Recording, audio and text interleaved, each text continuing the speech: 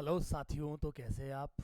मैं आनंद मनस्वी आप लोगों का स्वागत करता हूं आनंदम एजुकेशन हब पर, जहां आज हम एक बहुत ही महत्वपूर्ण टॉपिक के ऊपर चर्चा करेंगे।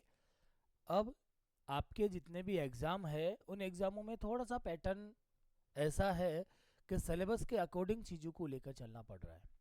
रीट का जो अभी एग्ज़ाम है, आगे पटवार है, राजस्थान पुलिस है, और भी जितने एग्ज़ाम है वहाँ पर ये टॉपिक आपके लिए बड़ा कारगर है।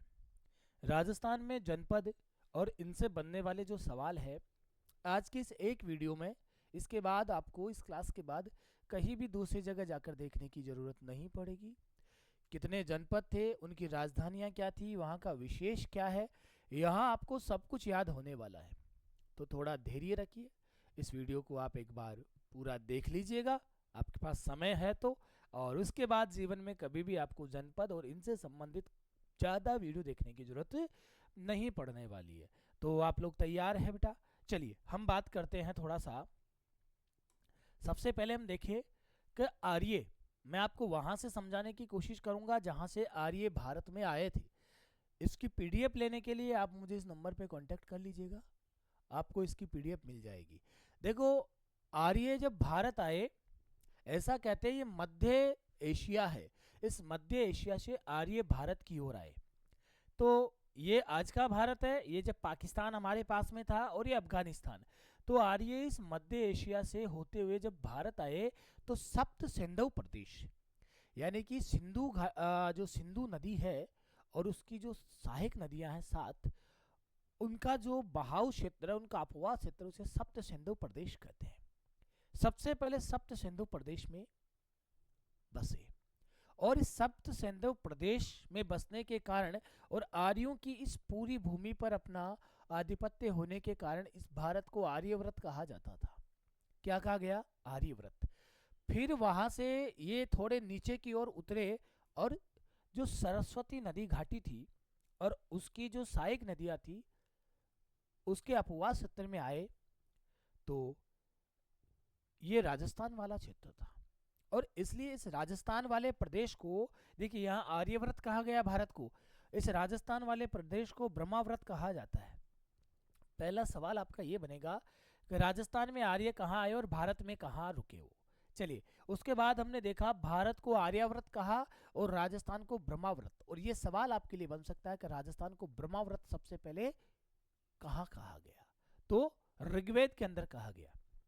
फिर हमें इसी समय मरु मारवाड़ मरुवार या फिर मारवाड़, इसी से बना, पहले मरु फिर मरुवार। तो मरु प्रदेश के बारे में भी हमें उस समय में आर्यों के टाइम से जानकारी मिलती है। तो मरु प्रदेश किसे कहा गया, कहाँ कहाँ जानकारी मिलती है? ऋग्वेद में जानकारी मिलती है, रामायण में जानकारी मिलती है, महाभारत में जानकारी मिलती है, चरक संहिता के अंदर जानकारी मिलती है कि आज का मारवाड़ उस समय का मरु प्रदेश के नाम से जाना जाता था। ये हमने एक बेसिक्स के बारे में बात की, भाई ये स्थिति थी। अब हम सबसे पहले, कई बार इन महाजनपदों की राजधानियों से सवाल पूछ लेते हैं, और ये सवाल इतने बार आ चुका है, अगर आपने पहले एग्जाम दिया तो आप समझ गए होंगे भाई ये सवाल कितने बार बन चुका है। सबसे पहले पूछेगा, कुल जो महाजनपद थे महाजनपद काल में, उनकी संख्या कितनी थी? भैया 16 महाजनपद थे। अब सबसे पहला सवाल, किसने कहा कि 16 महाजनपद थे?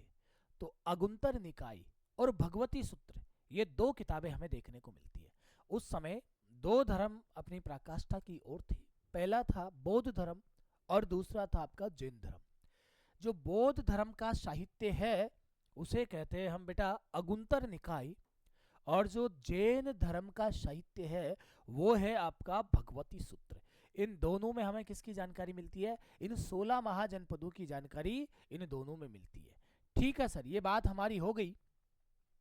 16 महाजनपदों में दो गणतंत्रात्मक थे, यानी कि आज के जैसे वहां के मुखिया चुने जाते थे, ठीक है।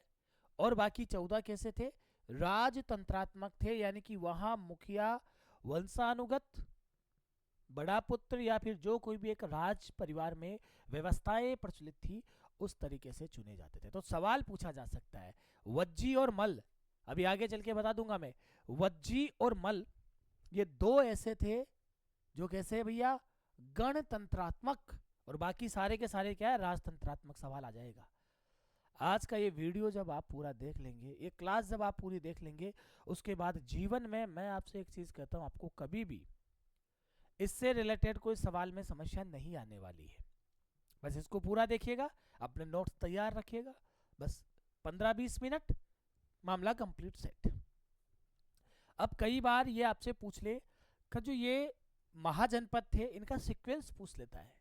सीक्वेंस भी नहीं पूछे तो ये ऐसे पूछ लेगा उत्तरी महाजनपद कौन सा था, और एक बार सवाल आया था कि दक्षिणी भारत में एकमात्र महाजनपद कौन सा था, सिर्फ एक जनपद था दक्षिणी भारत में। तो देखिएगा, उत्तरी भारत में आपका सबसे ऊपर उत्तर में था कंबोज और सबसे दक्षिण में था अस्मक। ये गोदावरी नदी के तट के आसपास का क्षेत्र है अस्मक। तो दक्षिणी भारत में एकमात्र महाजनपद था, वो क्या था, अस्मक, और गोदावरी नदी के आसपास था। ओके सर, ये बात भी हमारे समझ में आ गई। अब इन 16 महाजनपदों की राजधानियों से कई बार एग्जामिनर ने सवाल पूछे हैं। अब मैं आपको इनकी राजधानियों से सवाल याद करवा देता हूं। एक आपके सूत्र है, कुसुम काका आप गांव को आम आमला बेचो। कुसुम काका आप गांव को आम आंवला बेचो, ये महाजनपद है।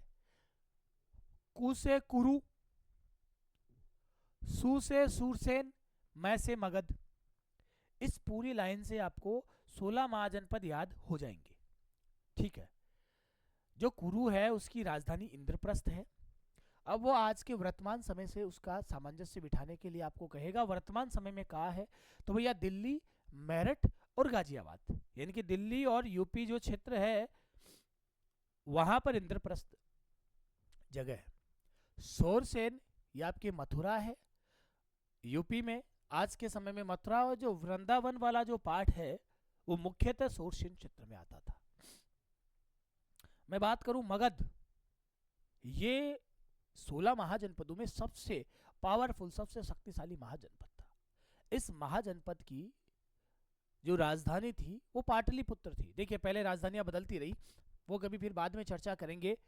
और अभी वर्तमान समय का बिहार में गया और जो पटना वाला क्षेत्र है वो बेटा जी तात्कालीन समय में पाटलिपुत्र या फिर जो आपका मगध वाला क्षेत्र है वो उसमें शामिल था।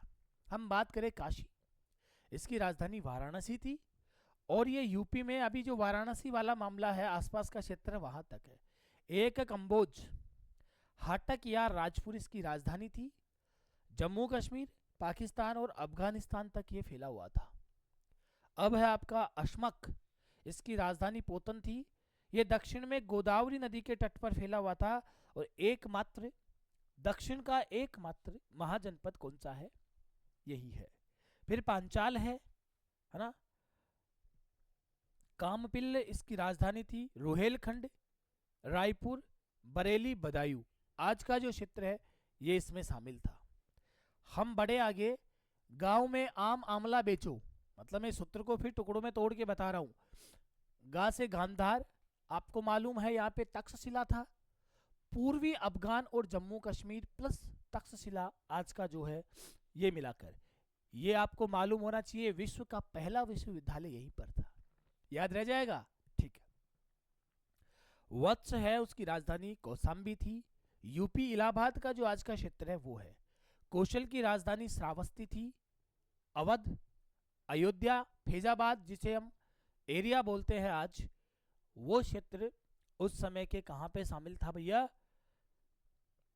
कौशल के अंदर था। अवंती की 2 राजधानियां थी, एक उज्जैनी, उज्जैनी लिख दिया ना इसको, उज्जैनी, और एक माहिष्मती। उत्तरी अवंती की उज्जैनी और दक्षिणी अवंती की महिष्मती। ठीक है, ये एमपी के उज्जैन नर्मदा घाटी के आसपास का क्षेत्र है। अब है मत्स्य, विराटनगर, अलवर, भरतपुर, और भी जो राजस्थान का जो ये पार्ट है उस पर अभी आगे चल के पूरी बात करनी, इसलिए यहाँ पे इसको यहीं ड्रॉप करता हूँ। अंग की राजधानी चंपा थी, ये बिहार और मुंगेर के भागलपुर से संबंधित है। मल्ल की कुशीनीरा या कुशावती राजधानी थी। बिहार का कुशनगर, पावा जो यूपी है, और यूपी गोरखपुर है, ये सारी जगह मिलाकर आपकी कहां पे थी भैया, ठीक है। बिहार का 2, कुशीनगर और पावा, और यूपी का क्या, गोरखपुर का कुछ क्षेत्र, ये मिलाकर किस में आता था, मल्ल में आता था। मैंने बताया था मल्ल आपका कैसा है, गणतंत्रात्मक था। कैसा है, ये गणतंत्रात्मक है, गणतंत्र है यहाँ पर। और वज्जी में भी क्या है, गणतंत्र है। चलिए, वज्जी विदेह या मिथिला राजधानी थी। मिथिला नरेश सुना ना, रामायण महाभारत खूब देखी है। तो नेपाल की पहाड़ियों तक वैशाली बिहार, नेपाल की पहाड़ियों तक फैला हुआ है। और बात करें तो जो बिहार का वैशाली वाला क्षेत्र हुआ, और ये चेदी, शक्तिमती, बुंदेलखंड, झांसी का क्षेत्र है, ये इसमें शामिल था। अब मुद्दे की बात है राजस्थान में, जो आपके लिए बहुत इंपॉर्टेंट है कि सर राजस्थान में जनपदों का क्या माहौल था। सबसे पहले बात करें मत्स्य, राजधानी विराटनगर, वर्तमान क्षेत्र अलवर, भरतपुर, खेरतल, तिजारा, कोटपुतली, बहरोड, जयपुर का कुछ हिस्सा। जानकारी सर ऋग्वेद में मिलती है। और क्या था, महाभारत काल में, महाभारत काल में यहाँ की जानकारी आपको मिलती है। चलिए थोड़ा लिख देते हैं। तो पांडवों का अज्ञातवास, तो महाभारत वाली जानकारी मिलती है, महाभारत से जानकारी मिलती है। चलिएगा अगला बिंदु देखिएगा, सूरसेन, राजधानी मथुरा थी। पर हम राजस्थान के क्षेत्र के बारे में बात करते हैं, भरतपुर, धौलपुर, डीग और करौली का जो क्षेत्र है थोड़ा सा, ये सूरसेन में शामिल था। और महाभारत में इसकी जानकारी मिलती है। कुरु, इंद्रप्रस्थ, इसमें राजस्थान का अलवर, खेरतल, तिजारा का कुछ पार्ट है, वो शामिल किया गया था। मैं आपको बहुत क्लासिफाइड करके पढ़ा रहा हूँ, एकदम से जो जो चीजें जहां जहां थी, उनसे क्या सवाल बन सकता है, वो मैं सारी चीजें आपको करवा रहा हूँ बेटा। चलिए बढ़िया आगे। शिवी, अरे वाह, राजधानी मध्यमिका, वर्तमान चित्तौड़ और उदयपुर। जानकारी महाभारत और महाभाष्य में। नोट, पाणिनि के अष्टाध्याय में मध्यमिका पर यवनों के आक्रमण की जानकारी हमें प्राप्त होती है। पाणिनि साहब का जो अष्टाध्याय था उसमें कहा गया कि ये जो मध्यमिका है, इस पर एक बार यवनों का आक्रमण हुआ है ना।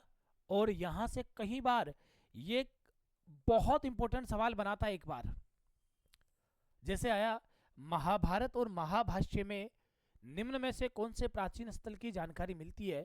और महाभारत देखकर हम सब बोराए गए भैया, और हम सब ने विराटनगर कर दिया।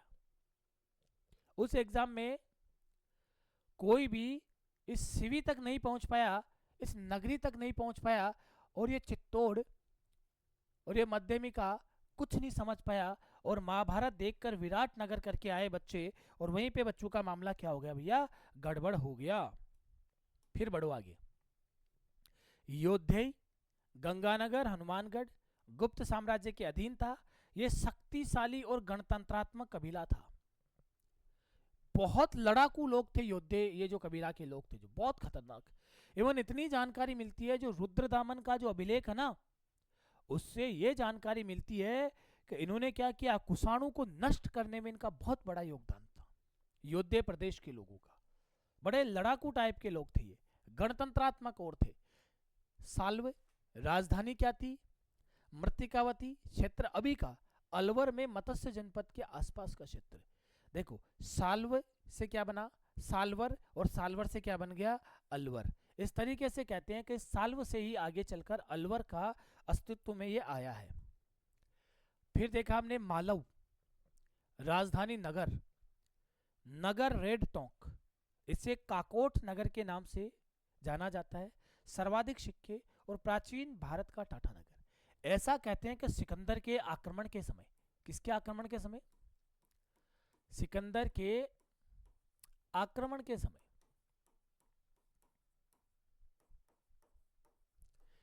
ये पंजाब से, कहां से, ये पंजाब से भगकर कौन, मालव कहां आ गए थे, टोंक में आ गए थे, जब सिकंदर का वहां आक्रमण हुआ, और ये यहां आकर बस गए, और यहीं अपना फिर इन्होंने आगे चीजें। और है आपका जंगल, राजधानी अहिसत्रपुर, वर्तमान का बीकानेर और नागौर क्षेत्र। और जो राजन्य जनपद है उसके अंदर आपका भरतपुर का क्षेत्र आता है। ये मैंने राजस्थान में जनपद और उनसे संबंधित जितनी भी महत्वपूर्ण जानकारी थी आप लोगों के लिए उपलब्ध करवा दी। आपको फिर कहता हूं, अगर आपको ये पीडीएफ चाहिए तो आप इस नंबर पे मुझे व्हाट्सअप कर देना बेटा जी, मैं आपको पीडीएफ उपलब्ध करवा दूंगा। चलिए हम फिर प्रयास करेंगे आपके एग्जाम उपयोगी टॉपिक्स को इसी तरीके से कम टाइम में बहुत सारा कंटेंट और बहुत सारी चीज़ें आपको दे सके। चलिए साथियों, फिर मिलेंगे। Thank you so much. जय हिंद, जय भारत।